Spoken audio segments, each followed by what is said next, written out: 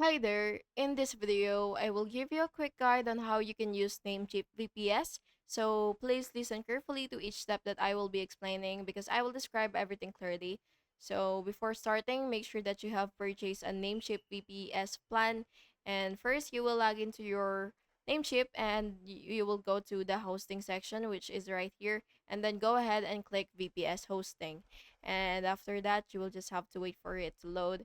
And once you're here, what you will do is you will click manage next to your VPS plan.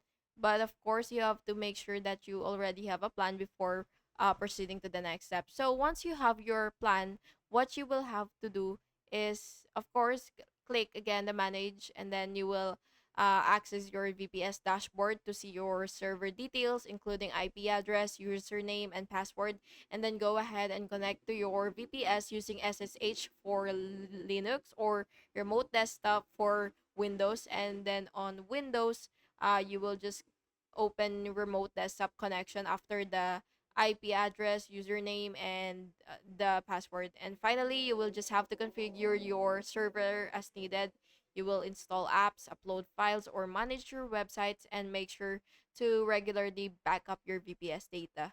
And that's basically just it. Thank you so much for watching this video, and I really hope it was helpful for you. And if it was, please make sure to like and subscribe for more videos like this. Thank you, and have a good day.